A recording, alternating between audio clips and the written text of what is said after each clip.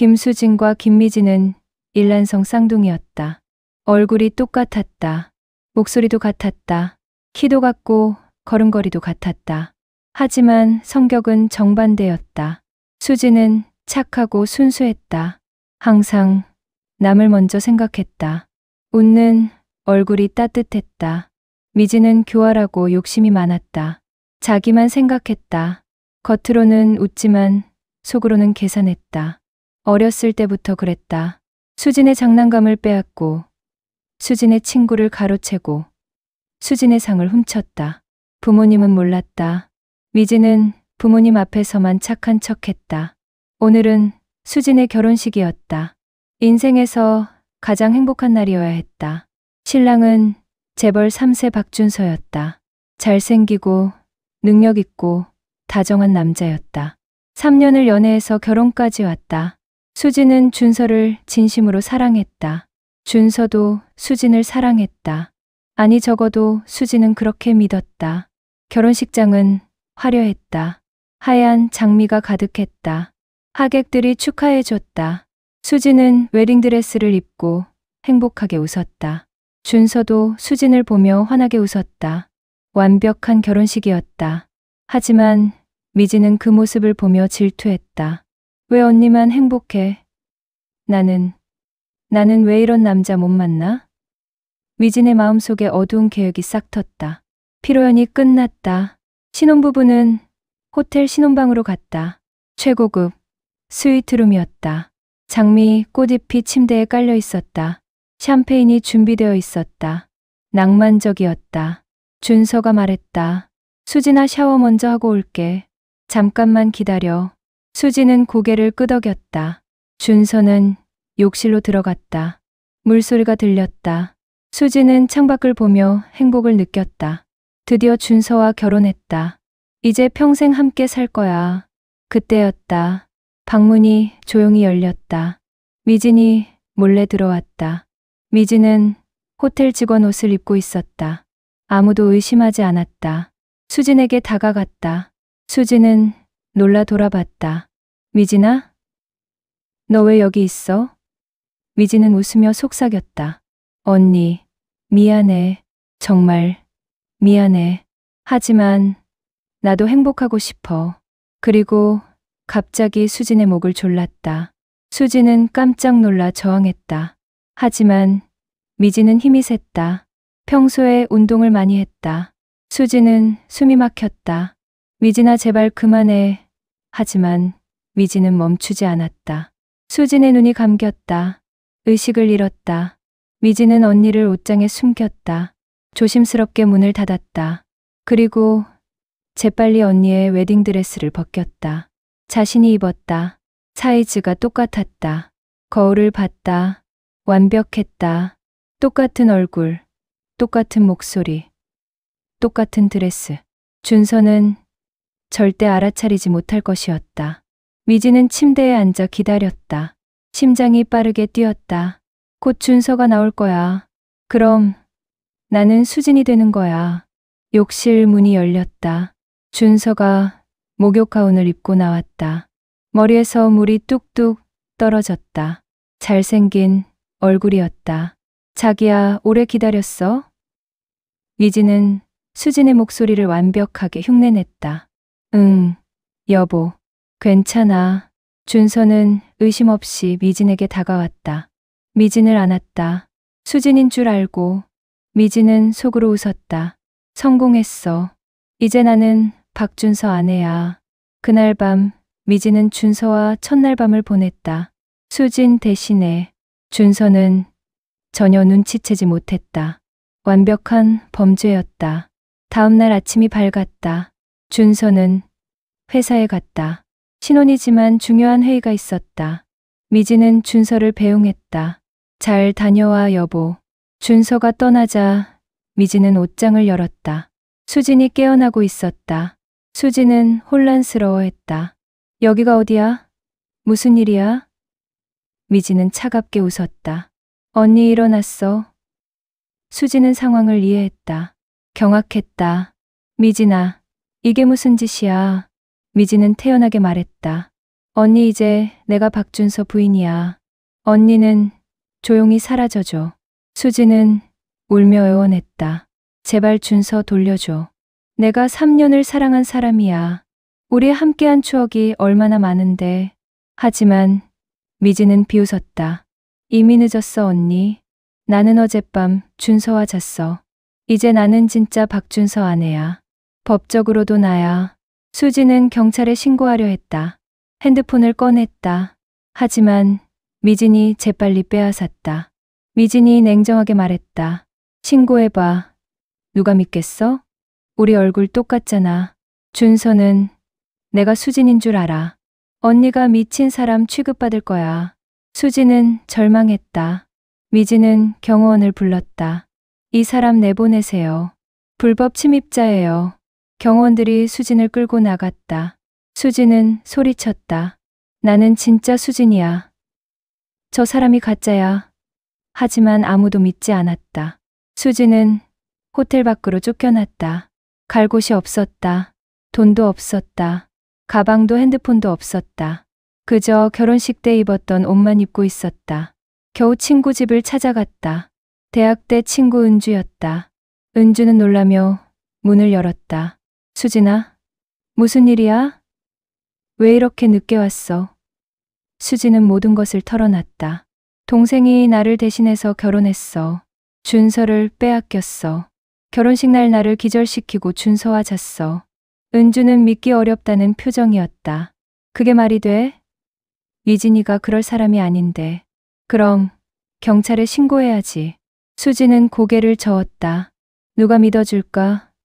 우리 얼굴 똑같은데. 준서도 날 사기꾼으로 봤어. 은주는 안타까워했다.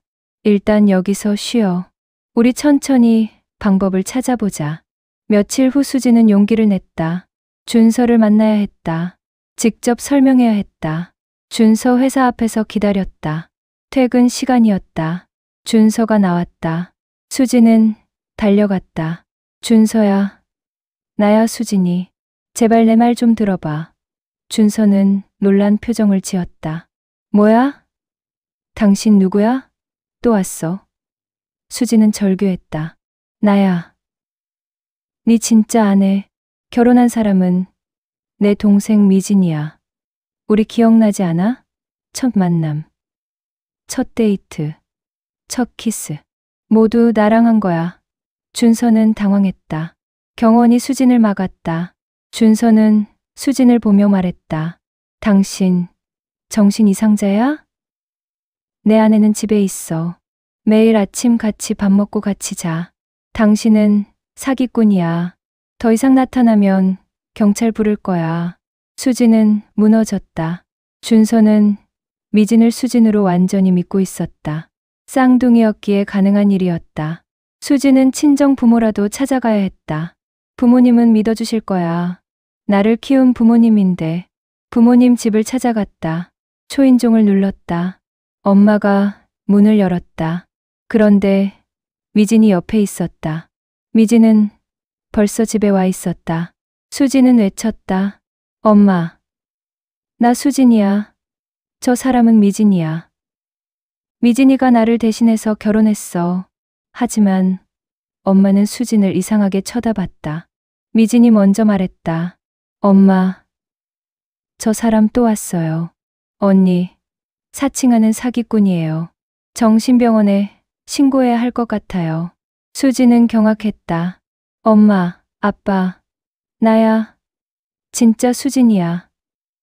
내가 어렸을 때 무릎 다쳐서 흉터 있잖아. 하지만 아빠도 고개를 저었다.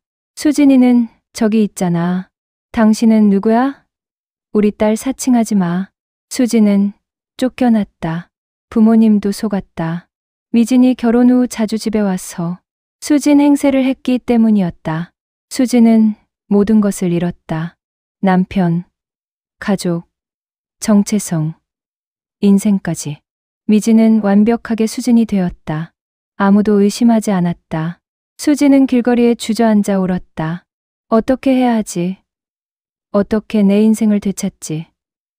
하지만 포기할 수 없었다. 반드시 증거를 찾아야 했다. 수지는 포기하지 않았다. 증거를 찾기 시작했다. 자신이 진짜 수진이라는 증거. 며칠 동안 생각했다. 무엇이 나와 미진을 구분할 수 있을까? 얼굴은 같다. 목소리도 같다. 키와 몸무게도 비슷하다. 하지만 분명 다른 점이 있을 거야. 먼저 병원을 찾았다. 의료 기록을 요청했다. 수진에게는 맹장 수술 흉터가 있었다. 10년 전 고등학교 때 수술받았다. 미진에게는 없었다. 의사가 확인했다. 네, 맞아요. 수진 씨는 10년 전 맹장 수술을 받으셨어요. 여기 기록이 있네요. 수진은 희망을 느꼈다. 이게 증거가 될 수 있어. 다음은 학교 기록이었다. 수진과 미진은 다른 대학을 나왔다. 수진은 서울대 경영학과, 미진은 이화여대 영문학과. 졸업사진도 달랐다. 수진은 학교에 전화했다. 졸업증명서를 발급받았다. 사진이 붙어 있었다. 이것도 증거야. 친구들 증언도 모았다. 대학 시절 함께 찍은 사진들도 찾았다. 동아리 활동 사진, MT 사진, 졸업 사진. 모두 수진이 찍은 것들이었다. 은주가 도와줬다.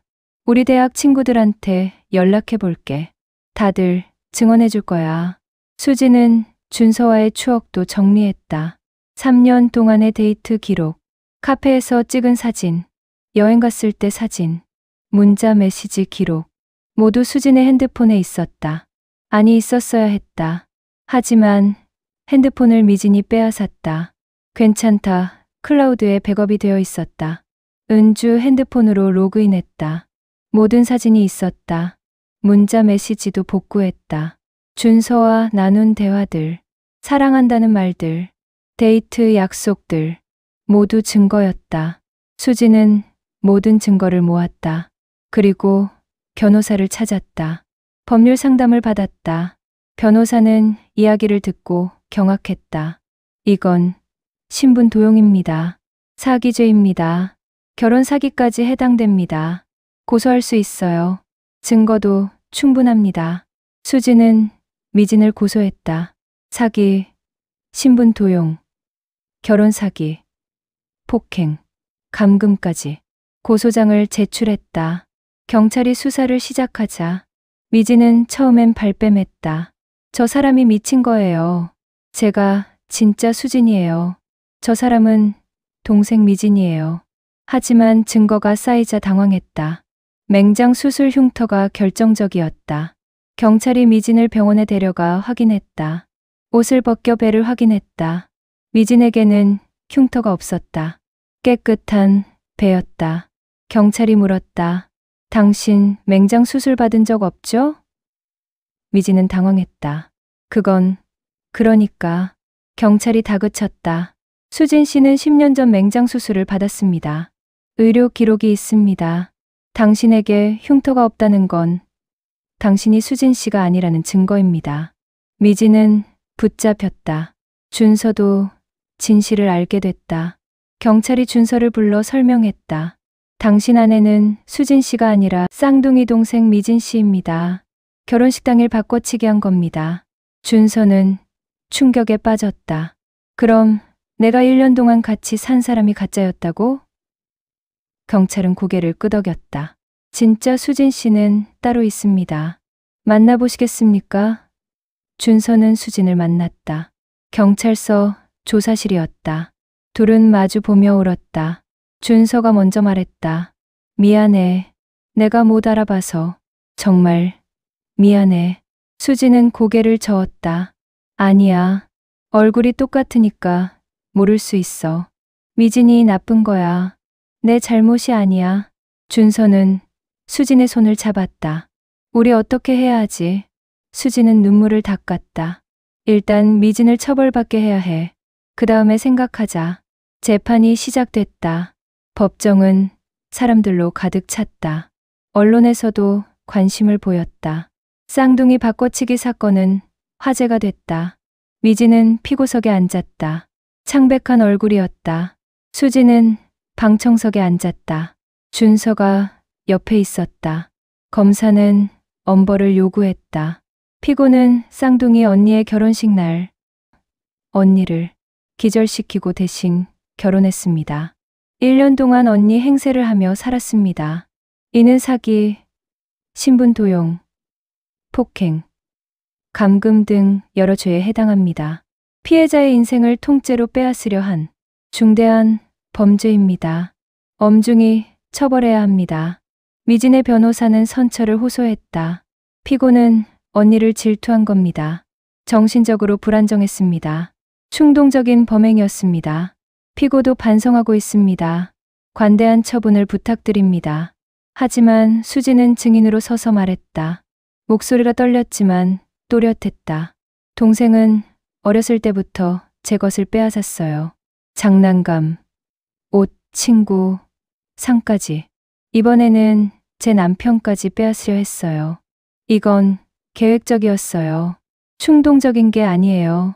결혼식 날 호텔 직원 옷까지 준비했어요. 제가 1년 동안 얼마나 고통받았는지 아세요? 가족도 친구도 모두 잃었어요. 법정은 숙연해졌다. 준서도 증언했다. 저는 1년 동안 속았습니다. 제 아내가 가짜인 줄 몰랐습니다. 진짜 아내를 찾기까지 너무 늦었습니다. 제 인생도 망가졌습니다. 신뢰가 무너졌습니다. 부모님도 증언했다. 미진이가 자주 와서 수진이 행세를 했습니다. 우리도 완전히 속았습니다. 딸을 못 알아본 게 너무 죄송합니다. 수진아, 미안하다. 판결이 나왔다. 징역 5년. 판사는 판결문을 읽었다. 피고는 쌍둥이라는 특수성을 악용했습니다. 언니의 인생을 통째로 빼앗으려 했습니다. 이는 용서받을 수 없는 범죄입니다. 피해자와 그 가족에게 큰 상처를 줬습니다. 사회적으로도 큰 충격을 줬습니다. 엄중히 처벌합니다. 징역 5년을 선고합니다. 미진은 법정에서 울었다. 언니, 미안해. 정말 미안해. 나도 행복하고 싶었어. 질투가 나를 망쳤어. 하지만 수진은 뒤돌아보지 않았다. 미진은 교도소로 끌려갔다. 수진과 준서는 법정을 나섰다. 기자들이 몰려들었다. 수진 씨 기분이 어떠세요? 동생을 용서할 생각 있으세요? 수진은 대답하지 않았다. 준서가 막아줬다. 지금은 힘들어요. 이해해 주세요. 차에 탔다. 둘은 침묵했다. 어색함이 흘렀다. 준서가 조심스럽게 물었다. 수진아, 우리 어떻게 해야 할까? 나는 1년 동안 내 동생과 살았어. 같이 잤어. 너를 배신한 거야. 용서받을 수 있을까? 수진은 눈물을 흘렸다. 알아. 내 잘못이 아니야. 나도 알아.